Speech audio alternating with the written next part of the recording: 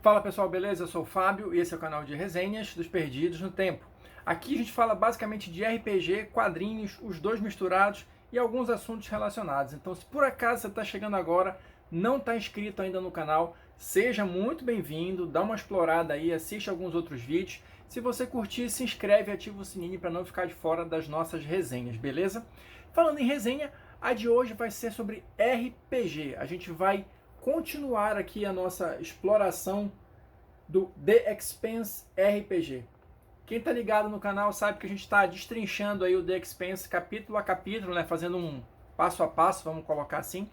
Mas de qualquer modo eu vou deixar aqui o nosso card da playlist exclusiva do The Expanse, se por acaso você perdeu algum vídeo ou se quiser refrescar a memória, beleza? Mas seguindo adiante aqui, a gente vai começar hoje a conversar sobre o capítulo 2. Criação de personagens, beleza? Bom, eu já vou adiantar que a gente não vai terminar esse capítulo 2 hoje, tá? Eu fracionei o conteúdo em alguns vídeos para não ficar muito longo. O The Expanse, ele vai fracionar, ele vai dividir aqui a criação dos personagens em 10 passos. Então a gente vai passar um pouquinho por cada um deles, tá? Por isso eu achei melhor dividir o vídeo para eles não ficarem muito longos. Mas vamos lá. Inicialmente, o que o The Expanse nos fala que é preciso, quais são esses 10 passos para criar o personagem, né? Eu vou só listar para vocês aqui, mas a gente vai ver de um por um com um pouquinho mais de calma, beleza? Então olha lá, ele vai falar primeiro o conceito, né? Que tipo de personagem você deseja interpretar, as habilidades que esse personagem vai ter, no que ele é forte, no que ele é fraco, a origem, de onde ele vem. Isso eu acho que a gente vai conseguir comentar ainda nesse vídeo, tá? A gente deve chegar até esse passo 3. Os antecedentes, quem ele era antes de começar a aventura, né? Qual é a história pregressa dele, vamos colocar dessa forma. A profissão, que afinal de contas ele fazia alguma coisa antes de começar a se aventurar. Ou até talvez as aventuras dele estejam relacionadas à profissão. A motivação, quais são os anseios, quais são os desejos do personagem, por que ele faz o que ele faz, né? A renda, quanto ele tem de grana disponível, isso pode ser uma motivação também, não sei. As habilidades secundárias e o destino, acredito que eu falei num vídeo anterior alguma coisa sobre os pontos de destino. Aqui a gente vai entender um pouquinho melhor como é que funciona isso. Passo 9, objetivos e ligações, o que ele pretende alcançar com as aventuras dele e quais são as ligações dele com outros membros do grupo. E por fim, mas não menos importante, o mais difícil, o nome e a descrição física, né, da aparência do seu personagem.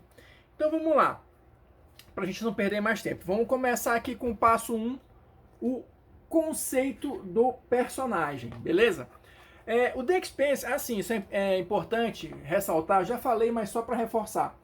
Sempre que tiver essas caixinhas laranjas, é o livro dando algum exemplo, tá? Então, aqui na criação dos personagens, ele vai criar um personagem junto com a gente para ir explicando como é que funciona a mecânica, beleza? Então, olha só, o conceito, na verdade, segundo o livro nos coloca, é isso, que tipo de personagem ele é, né? Ele é um explorador, ele é um cara mais voltado para os subterfúgios, ele é um guerreiro, ele é uma coisa mais bélica, um personagem voltado mais para a arte da guerra, enfim. Então o livro te aconselha a pensar bem em que tipo de personagem você quer interpretar e se esse personagem se encaixa no jogo que está sendo proposto, né? Ele inclusive sugere até da gente ler opções que estão mais à frente de motivação e tal, antes de repente você definir o conceito. Mas só para a gente ter uma ideia geral, o conceito seria mais ou menos isso. Que tipo de personagem que você gostaria de interpretar num jogo de The Expanse, beleza? Olha só. Depois a gente vai para o passo 2, que são as habilidades. Quem está assistindo os vídeos do The Expanse desde o início, sabe que ele usa o sistema Age, né? O mesmo do Dragon Age, que também já foi publicado aqui no Brasil. Então, o sistema Age, ele é composto por 9 habilidades, tá? Então, aqui no The Expanse vai ser a mesma coisa. Quais são essas 9 habilidades? combate, constituição, força, até aqui todos autoexplicativos, comunicação, que são as habilidades sociais do seu personagem, destreza e a inteligência. Esses são os 6 primeiros, tá? E os outros 3, para fechar os 9, são percepção, a pontaria, que é isso mesmo, mira, né? E a vontade, autocontrole e autodisciplina. Então aí a gente fecha as 9 habilidades do sistema AGE. Agora, como é que isso funciona em termos de jogo? Cada uma dessas habilidades, elas vão ter números, né, níveis que podem variar ali. Então elas vão desde -2, que seria muito ruim, até o 4, que seria uma coisa fora do normal, excelente, excepcional, tá? Sendo que 0 é a média das pessoas comuns, tá? Então as pessoas normais, vamos colocar assim, tem 0 nas habilidades, e 1 é a média dos heróis, né? Dos personagens especiais, dos personagens que vocês vão interpretar nas campanhas e nas aventuras, beleza? Agora, como é que eu chego nesses números?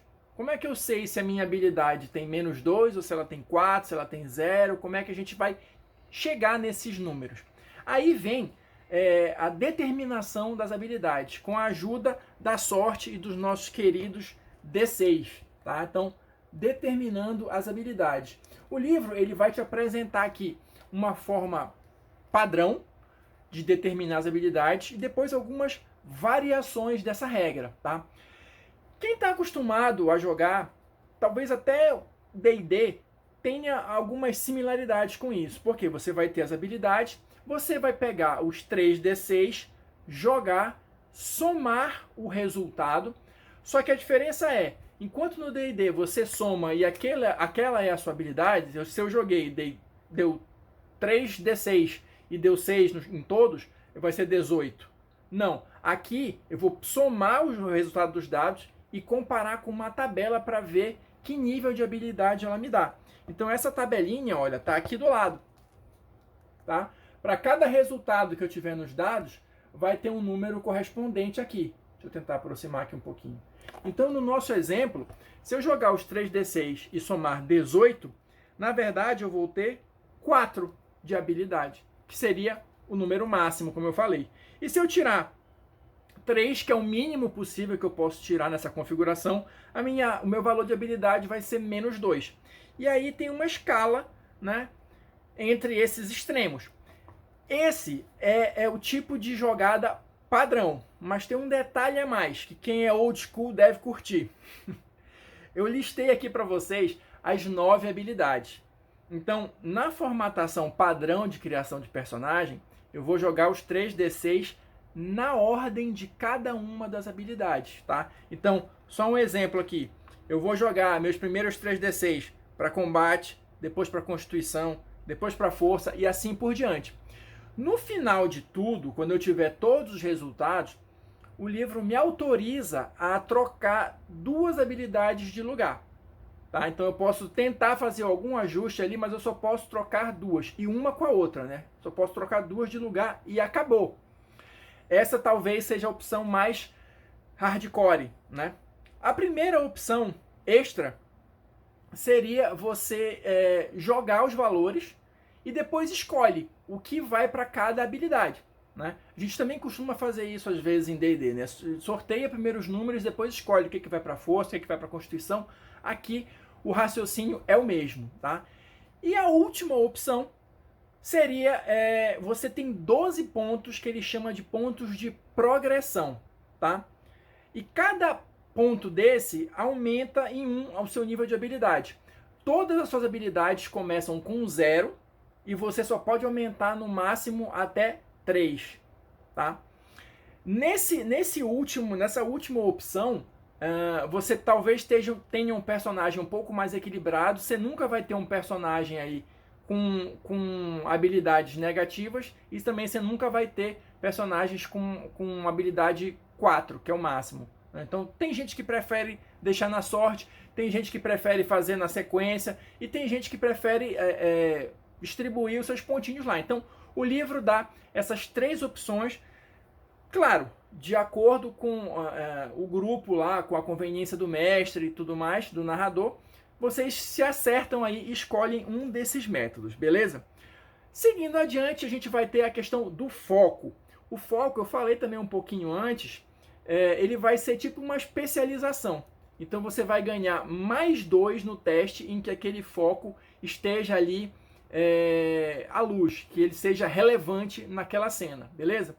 A gente vai ver aqui ao longo da criação do personagem que focos você vai ganhar junto com os antecedentes, vai ganhar com a profissão e vai ganhar com a motivação, tá? Mas é só para te mostrar aqui mais ou menos como é que funciona mecanicamente essa questão.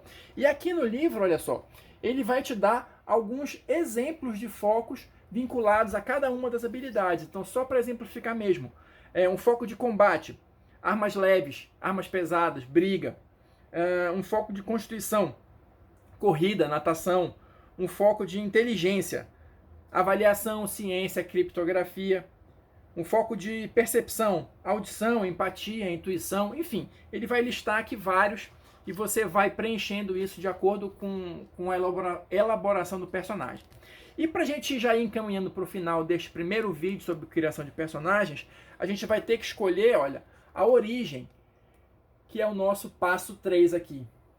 Quem está familiarizado com o universo aí do The Expanse sabe que basicamente as tramas giram em torno da Terra, Marte e do Cinturão.